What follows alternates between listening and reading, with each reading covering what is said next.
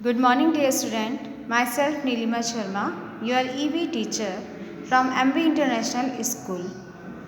Today I am going to teach you chapter 17, Disaster Management of class 5th. Okay, Disaster Management. Disaster क्या होती हैं? Disaster nature से आने वाली या नेचुरल ऐसी क्लैमिटीज़ होती हैं जो अचानक लग सकती हैं। तो उसके लिए क्या मैनेजमेंट, क्या हमें तैयारी रखनी चाहिए या क्या हमें फॉलो करने चाहिए, उसके बारे में हम इसमें रीड करेंगे।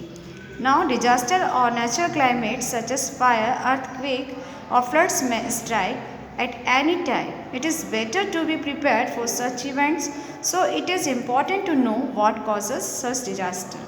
Okay, disaster यानी हमारे ऊपर आने वाली मुश्किलें, आपदाएं. ओके, ये क्या होती है, या हम इससे बोलते हैं नेचर से आने वाली जो आपदाएं हैं, जैसे आग, अर्थक्वेक माने जब अर्थ शेक होती है तो उसको बोलते हैं हम अर्थक्वेक. फ्लड्स यानी बाढ़, जब हैवी रेनफॉल होता है तो आती है फ्लड्स. तो ये क्या होती है, किसी भी टाइम पे आ सकती हैं, ये नहीं कि हमें बोल के आएंगी, किसी भी टाइम पे सडनली आ सकती हैं. तो ये बेटर होता है कि हम इस इवेंट्स, ऐसी घटनाओं के लिए पहले से ही क्या रहे, हमें काफ़ी अवेयर रहे, हमें इसके बारे में नॉलेज होनी चाहिए कि उस समय हमें क्या करना चाहिए, क्या सेफ्टी रूल्स हमें फॉलो करने चाहिए. तो ये इम्पॉर्टेंट है कि डिजास्टर का कारण क्या होते हैं. ओके, तो फर्स्ट डिजास्टर है आपकी fire. Fire is one of the major cause of accident during heavy thunderstorm. If lightning falls on any object, it may catch fire. A fire may also break out because of a leak in the cooking gas pipe or a short circuit in the electric supply system. Whatever the reason, a fire causes extensive damage to life and property. Buildings such as schools, colleges, offices, cinema halls, shopping malls, and large residential complexes should strictly follow fire safety measures. Some of them are a proper fire exit, a fire extinguisher within reach, maintaining fire alarm system for detecting and warning purpose, conduct fire drills at regular interval.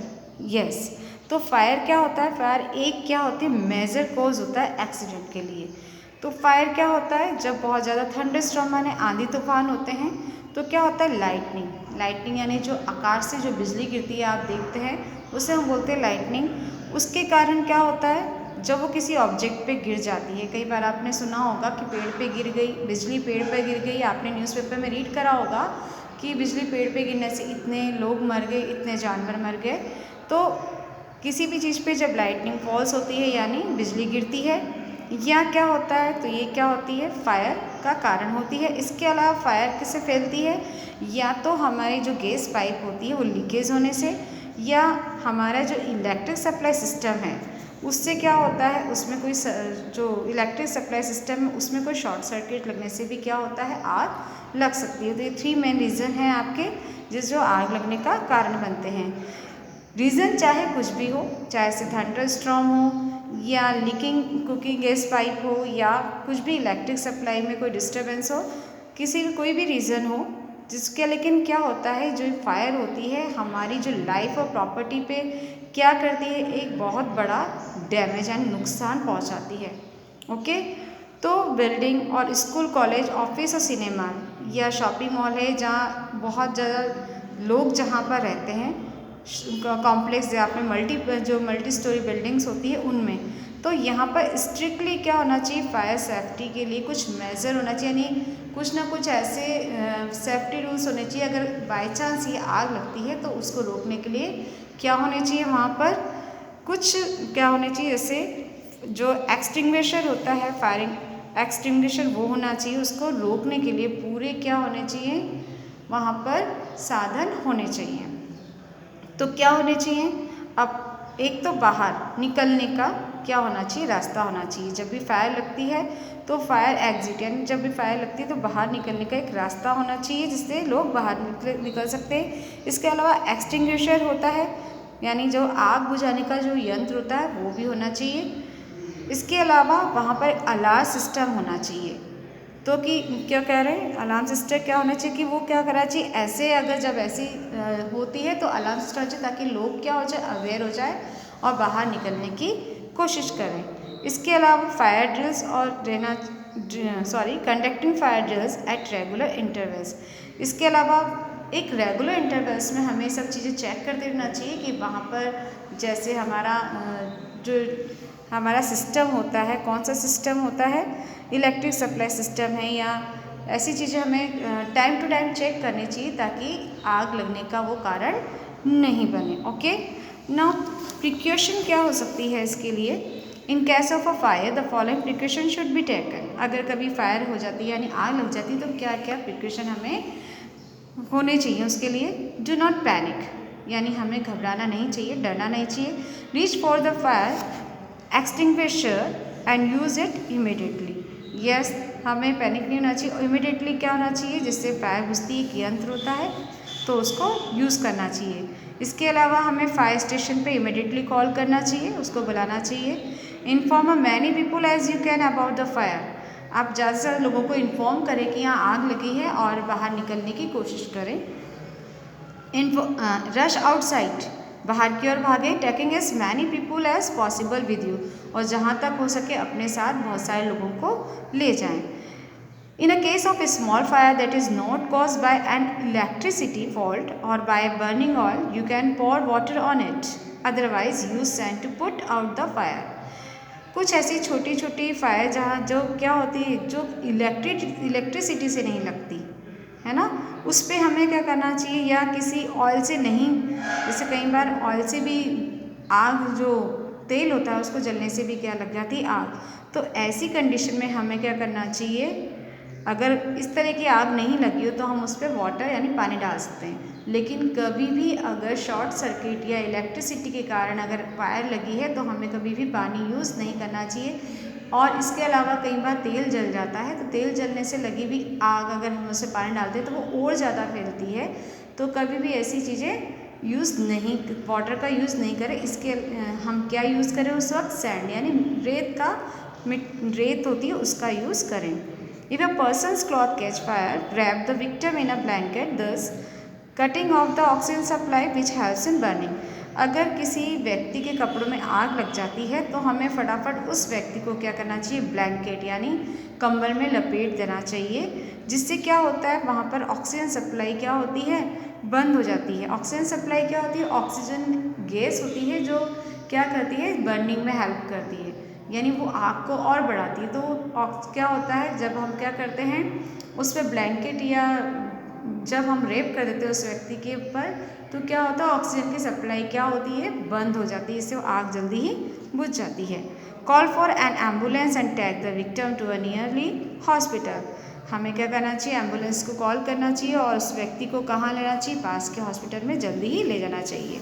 Now earthquake. Earthquake क्या होता है, sudden movement below the earth's surface cause the ground to shake. This shaking of the earth is called an earthquake. Yes, कभी अचानक क्या होता है, हमारी जो अर्थ सरफेस है उसकी जो है उसमें शेकिंग यानी वो हिलने लग जाती है, आपको हिलती हुई फील होती है। और ये शेकिंग ऑफ द अर्थ, इस तरह अर्थ का क्या करना, इस तरह का मूविंग करना, शेक करना ही क्या कहलाता है, अर्थक्वेक कहलाता है। और earthquake are measured on the Richter scale. और अर्थक्वेक को किस में नापा जाता है, रिचर स्केल के अंदर नापा जाता है। It is believed that the earthquake that measure 2 or less on the Richter scale can not be felt at all. Yes, ऐसा माना जाता है या ऐसा बिलीव करते हैं कि जो अर्थक्वेक होता है अगर उसका रिचर स्केल यानी उसका जो मेजरमेंट है 2 या 2 से कम है तो क्या होता है, हमें क्या होता है, ये फील नहीं होता है। Those the measure up to 5 set to cause damage. अगर ये 5 से क्या होता है, 5 के बराबर होता है रिचर स्केल में, तो ये डैमेज का कारण हो सकता है, होता है। And earthquake measuring 7 on the Richter scale is a major earthquake. और अगर इस रिचर स्केल में आपका जो है वो तो क्या है, अगर वो मेज़र करता है 7, उस अर्थक्वेक की जो अर्थक्वेक को अगर मेज़र करता है वो 7, तो ये बहुत बड़े डैमेज का कारण हो सकता है, ये मेजर अर्थक्वेक कहलाता है। अर्थक्वेक्स आर वेरी डिस्ट्रक्टिव यानी बहुत ही ज़्यादा हार्मफुल होता है। They cause great damage to life and property. The Bhuj earthquake that occurred on 26 January 2001 in Gujarat is the most disastrous earthquake ever recorded in the history of India. More than 20,000 people died, over 15 lakh were injured and about 8 lakh houses were damaged. Yes, तो ये क्या करता है, हमारी property को damage करता है। तो जो भुज में जो अर्थक्वेक आया था, भुज है गुजरात में है, जो 26 जनवरी को आया था 2001 में। ये मोस्ट डिजास्टर्स अर्थक्वेक माना जाता है, यानी इसको ये रिकॉर्ड किया गया है हमारी इंडिया की हिस्ट्री में, रिकॉर्ड गया है क्योंकि उसमें 20,000 लोग मर गए थे, 15 लाख लोग चोट लग गई थी और 8 लाख जो लोगों के घर हो गए थे डैमेज। उनके घरों में इस तरह से ब्रेक हो गए थे, उनकी वॉल्स के अंदर लोग डर के मारे अपने घर में भी नहीं सोए थे। नाउ प्रिकॉशंस क्या होते हैं इसके लिए, अगर हमें फील हो कि अर्थक्वेक है तो हमें क्या क्या प्रिकॉशन लेने चाहिए। The word over the drop, cover and hold policy is adopt as a precaution. During an earthquake, drop down to the ground, take cover under a strong table or bed or some such object, hold on to something solid। तो drop, cover and hold policy ये किससे लिए आते हैं, इसका simple सा meaning है precaution, यानी हमें क्या क्या प्रिकॉशन लेनी चाहिए। ये वर्ड उससे ही आया, प्रिकॉशन से। कौन सा, the drop, cover and hold. तो जब अर्थक्वेक होता है तो हमें क्या करना चाहिए, हमें वहाँ से अपने घर से निकल के खुले ग्राउंड में आ जाना चाहिए और ये देखना चाहिए कि अगर हम नहीं निकल पाते हैं घर से तो हमें अपने सर के ऊपर कुछ भी ऑब्जेक्ट, हैवी ऑब्जेक्ट थोड़ा रख लेना चाहिए अपने सर को, या हमें टेबल के नीचे चल जाना चाहिए, किसी भी या पलंग के नीचे चला जाना चाहिए, ताकि अगर कुछ अर्थक्वेक के कारण अगर दीवार या कुछ गिरे तो डायरेक्टली हमारे सिर पर चोट नहीं आए। इसके अलावा हमें खुले में चले जाना चाहिए और किसी चीज़ को हमें hold on to something solid, किसी भी सॉलिड थिंग्स को हमें पकड़ लेना चाहिए, यानी जो ईजिली मूव नहीं कर पाती है उसको हमें पकड़ लेना चाहिए। Come out of your house और school building and move to an open area. हमें अपने घर से और स्कूल्स की बिल्डिंग से बाहर आना चाहिए, किसमें, ओपन एरिया में। Do not stand near Windows, book shelves, mirrors and so on during और इमीडिएटली आफ्टर एन अर्थक्वेक। यह जब अर्थक्वेक आ जाए तो हमें कभी भी खिड़की के पास या बुक शेल्व्स के पास, किसी अलमारी या मिरर के पास खड़ा नहीं होना चाहिए। क्यों, क्योंकि अगर वो गिरेंगे तो आपके क्या हो सकते हैं, आप ज़्यादा इंजर्ड हो सकते हैं। Okay. If outdoor, keep away from trees, sign boards and electric poles. अगर आप घर से बाहर आ जाते हैं तो आपको पेड़ों से, साइन बोर्ड से और इलेक्ट्रिक पोल्स यानी जो खंभे होते हैं उससे दूर रहना चाहिए। क्यों, क्योंकि अगर वो गिरें तो वो आपके ऊपर ना गिरें। हमेशा ओपन ग्राउंड में आना चाहिए और ऐसी जगह आना चाहिए जहाँ आपके सर पे कोई इस तरह के ऑब्जेक्ट्स ना हो। Never use a lift in case of an earthquake. कभी भी लिफ्ट को यूज़ नहीं करना चाहिए अर्थक्वेक के टाइम पे। क्यों, कभी बाई चांस अगर लाइट चली जाती है तो आप फंस जाएंगे, इसलिए कभी भी क्या नहीं करना चाहिए, अर्थक्वेक के टाइम पे लिफ्ट की जगह हमें स्टेयर्स यानी सीढ़ियों का यूज़ करना चाहिए। Okay, now take out page number 102। Be prepared for after shocks, these are tremors और smaller intensity that usual follow an earthquake. तो हमेशा क्या हमें इस तरह की डिजास्टर से बचने के लिए हमेशा क्या होना चाहिए, प्रिपेयर रहना चाहिए। हमें सब चीज़ें मालूम होनी चाहिए कि हमें क्या प्रिकॉशन लेनी है। ओके, नाउ फ्लड्स माने बाढ़। जब हैवी रेनफॉल के कारण जब ज़्यादा पानी नदियों से आता है तो उसको हम बोलते हैं floods. Floods occur when a low lying piece of land is filled with water. It could be because of a river overflowing its banks or heavy rain. During a flood, water remains stagnant for some time in the place. This could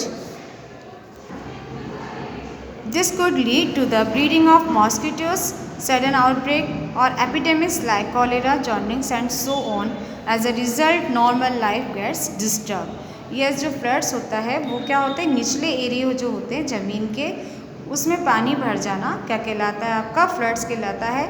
और ये क्या होता है, ये कैसा आ सकती है, जब रिवर ओवरफ्लो होती है, जब नदियाँ में जब पानी ज़्यादा भर जाता है, जब ओवरफ्लो हो जाती हैं या हैवी रेन होती है तो ये फ्लड्स उसका कारण बनती है। जब फ्लड्स में होता है यानी स्टेगनेंट यानी जो वाटर होता है, स्टेगनेंट माने ठहरा हुआ जो पानी होता है उस समय उस जगह पर, वो क्या होता है, वो मॉस्किटो के ब्रीडिंग पे क्या होता है उसको इंक्रीज़ करता है, यानी ब्रीडिंग को क्या करता है, वहाँ पर ब्रीड ज़्यादा करते हैं मॉस्किटो, जिससे कई बीमारियाँ होती हैं जैसे cholera, jaundice and so on. तो इस तरह क्या होती है, नॉर्मल लाइफ क्या होती है हमारी डिस्टर्ब हो जाती है। Now precaution, in case of floods the following precaution should be taken. जब फ्लड्स आती है तो हमें कुछ प्रिकॉशन लेनी चाहिए। Take few and only very important belonging and move to higher areas like the roof of a house of the top of a tall tree. Make immediate calls for help. Use a rope and walk in ground when wading through flood water. Do not touch electric points till they are dry. Keep adequate stock of clean water and dry food items. Yes, तो हमें क्या करना चाहिए, ये हमारे लिए कुछ छोटी स्टेप्स होती है जो इससे बिलोंग करती है, जैसे take few and only very important belonging and move to higher areas. हमें चाहिए कि हमें उस जगह को छोड़कर किसी हायर एरिया में चले जाए, क्योंकि हमें पहले इन्फॉर्म दे दी जाती है गवर्नमेंट पहले कि यहाँ पर बाढ़ आ सकती है, फ्लड्स हो सकता है, तो आप अपना वहाँ से जगह छोड़ देनी चाहिए आपको, और या तो हमें किसी टॉल ट्री पे या लंबे पेड़ों पे चल जाना चाहिए, ठीक है। और जितने भी पुल है वो क्या होना चाहिए, make immediate calls for help, हमें लोगों को हेल्प के लिए बुलाना चाहिए। हमेशा अपनी रस्सी के साथ और ग्रुप रस्सी रखनी चाहिए हमेशा अपने साथ। कुछ ऐसे आइटम्स होने चाहिए जो हमें यूज़ में आते हैं हमेशा अपने साथ, जैसे रोप है। और इसके अलावा हमेशा क्या होना चाहिए, हमें ग्रुप में रहना चाहिए जब तक कि फ्लड वाटर कम ना हो जाए, वो कम ना हो जाए। इसके अलावा हमें किसी भी इलेक्ट्रिक पॉइंट्स को टच नहीं करना चाहिए जब तक वो सूख नहीं जाते। इसके अलावा जो हमें क्लीन वाटर होता है उसको क्या करना चाहिए, रखना चाहिए, हमें स्टोर करके रखना चाहिए। ड्राई फ्रूट आइटम, क्योंकि उस वक्त हम ऐसी कंडीशन आ जाती है कि लोग खाना भी नहीं बना पाते, क्योंकि इतना पानी भर जाता है, उन्हें अपनी छत पे रहना पड़ता है। तो ऐसी कंडीशन में उनको ड्राई फ्रूट आइटम होते हैं उसको क्या करना चाहिए, कलेक्ट करके रखना चाहिए। The government provides relief to people in times of natural disaster. Besides the government, many national and international organizations also provide aid and support to the affected people. The army personnel also come to the rescue of the victim. They not only help people reach safer areas but also help in distribution of food supplies. They also provide medical aid. Everybody should lend a helping hand to those people who are trying to save the victims. Yes, जो government होती है इस time पे हमें क्या करती है, relief देती है। इसका नेचुरल डिज़ास्टर के टाइम हमें क्या करती है, लोगों को रिलीफ देती है जो उसमें फंसे होते हैं। इसके अलावा गवर्नमेंट क्या करती है, या बहुत सारी ऐसे नेशनल या इंटरनेशनल ऑर्गेनाइजेशन होते हैं जो हमें प्रोवाइड करते हैं, क्या करते हैं, हमें सपोर्ट प्रोवाइड करते हैं और लोगों को क्या करते हैं, कुछ ना कुछ आइटम्स भेजते हैं जो उनकी हेल्प करें। इसके अलावा जो आर्मी होती है वो पर्सनली क्या होती है, बचाव के लिए आती है विक्टिम्स, यानी जो लोग फंसे हुए होते हैं, जो उस कंडीशन का जो क्या करते हैं फेस करें, उनको बचाने के लिए आती है। ये ना केवल लोगों की हेल्प करते हैं बल्कि क्या करते हैं, ये फूड सप्लाई को डिस्ट्रीब्यूट कराते हैं, उस एरिया के अंदर फूड पैकेट्स वगैरह भेजते हैं। इसके अलावा वहाँ पर मेडिकल जो सर्विस होती है वो भी प्रोवाइड करती है। तो हर एक व्यक्ति को चाहिए कि वो अपना हाथ आगे बढ़ाए, मदद के लिए आगे बढ़ाए ऐसे लोगों के लिए जो ऐसे डिजास्टर की वजह से या किसी और कारण से फंस गए हैं। सो chapter reading is completed. PDF will be sent. Okay student, have a nice day. Thank you.